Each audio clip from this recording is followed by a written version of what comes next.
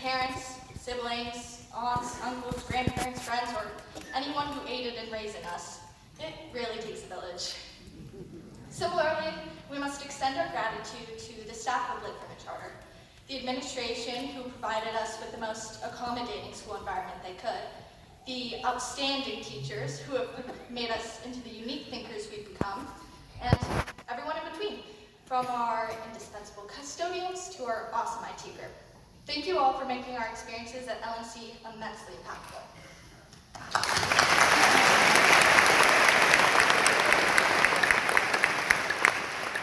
Specifically, I'd like to take this time to thank some of my biggest supporters. Thank you to the Lom and Thomas clans, some of whom have traveled hundreds of miles to watch me give this mediocre at best speech, while the others are likely at home watching this in the future on their computers or phones. And if that's the case, hey Grandma, hey Papa, hope you guys are doing well. All your support throughout the years has warmed my heart and given me reason to work harder than I ever thought possible. Additionally, I'd like to take this time to thank some of the friends I've made along the way. It's because of you guys that I'll be able to look back on high school with such fond memories, and phrases such as, let me drive the boat, geez Louise, and go crazy, go stupid will never quite be the same. Lastly, I'd like to thank some of the outstanding teachers I've had here from the bottom of my heart. That includes everyone who has taught me anything at Charter, whether it's coaches or counselors, like Coach Porter, big bodies only, am I right? Specifically, thank you to those who took an interest in me, looking past my often stupid, irrelevant anecdotes of me oversharing to my classmates, as one does, to see me for my potential and determination. I don't think you could find better teachers anywhere else. Most importantly though, I need to thank my immediate family. To my parents, Paul and Mary Beth Thomas, thank you for pushing me in all aspects of my life, whether it's tennis, basketball, academics, or work. I cannot thank you enough for keeping me focused and also instilling in me a drive to constantly outcompete myself. I could not have achieved what I have so far without your love and support. Now, on to my siblings, who are the actual lights of my life. Thank you to Sean for teaching me how one can persevere and change their life, even when the road looks a little rough ahead. Thank you to Megan for showing me that in order to be a great leader, one must be compassionate towards others. Thank you to Gavin for displaying what passion truly entails through your commitment to your athletics. Finally, thank you to baby Owen for teaching me that even when you're full, completely stuffed with the brim with food, but you gotta have a pizza left staring you down, you gotta keep pushing. If it weren't for you guys constantly bullying all of my annoying traits out of me, I'd be a much bigger brat than I already am today. Also, my life would be so boring. For example, who would dislocate my elbow out of sheer anger if it wasn't for Megan? Or who would I take turns licking computer chargers with if it wasn't for Gavin? Not our safest or brightest idea, but we live and we learn. Now, you guys get to listen to me give a speech about the labyrinth, that is Lakeland Charter High School, the imminent success to come for us graduates, and how we'll go about achieving said success. In other words, you're expected to listen to advice from a girl who didn't know how to correctly pronounce Yosemite till about 4 months ago. But in my defense, it took someone 18 years to tell me it wasn't Yosemite, so.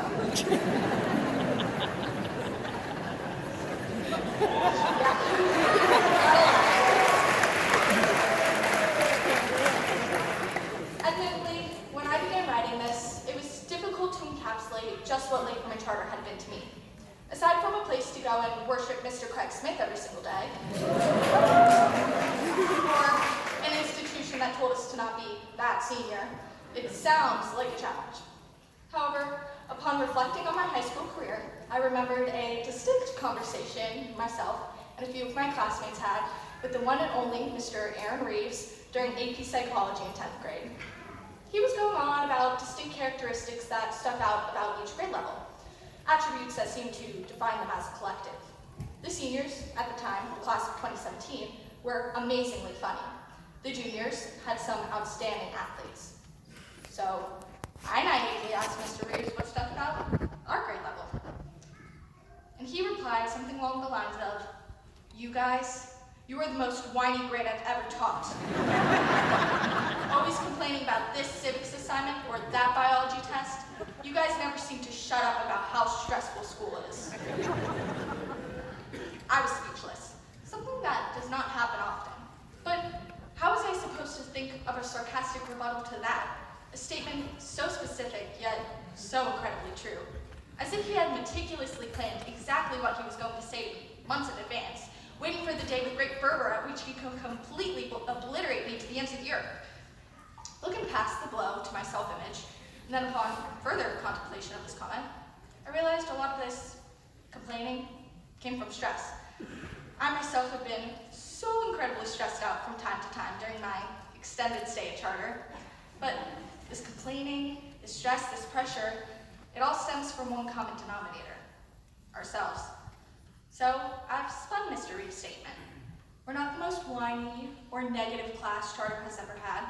We just care the most. I can confidently say I've seen firsthand the care every single graduate has put in throughout the years. Yes, some of us graduates care way too much, while others allow senioritis to diminish their care after the first quarter of the school year. But I also know it's rooted in many of us. In fact, I think it's this characteristic that makes us one of the most successful graduating classes Charter has ever seen. Take our 13 students continuing their athletic careers at the collegiate level next fall. Are they all the most outstanding, naturally gifted athletes you've ever seen? I'm not sure. And I wouldn't take my word, the opinion of a knock-kneed, weak kid, as fact when it comes to athletics. However, I've seen much of the hard work that they've all put in. Take Owen Thomas, who tore his ACL his senior year of football, yet was able to persist and is now planning to play at Lenore Ryan this fall. Or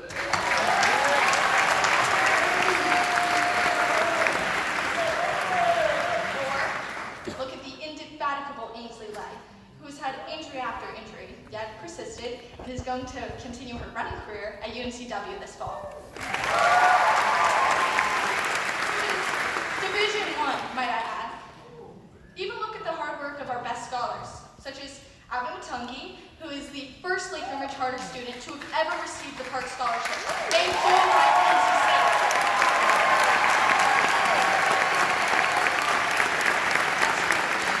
Or, similarly, Jordan Miller, who earned a full ride to NC&T through the Cheatham White Scholarship. That's what it is. Yeah.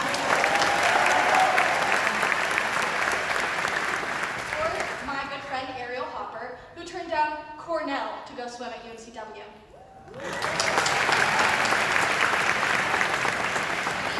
I didn't even know you could turn down an Ivy League.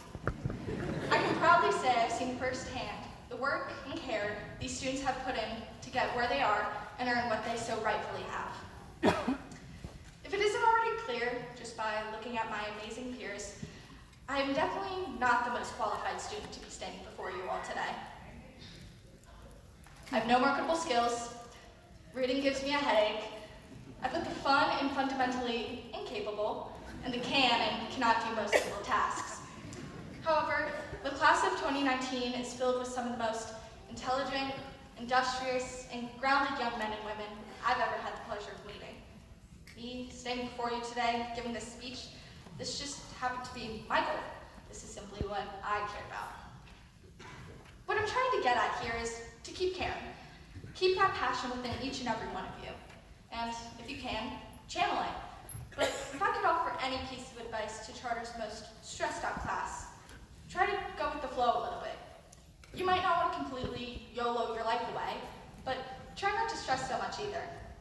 I know, based on the many tears and mental breakdowns I've exhibited this year, alone, publicly for that matter, I sound like a complete hypocrite. But it's true. If I were to redo high school, give my freshman self any sort of advice, I'd tell that brace-faced, awkward, and scraggly little girl to enjoy it. Enjoy your classes, your teachers, and the people around you. We have the rest of our lives to stress about taxes and jobs and reciting the honor code pledge in the morning. I mean, because all schools have an honor code pledge, right? That's not just Charter.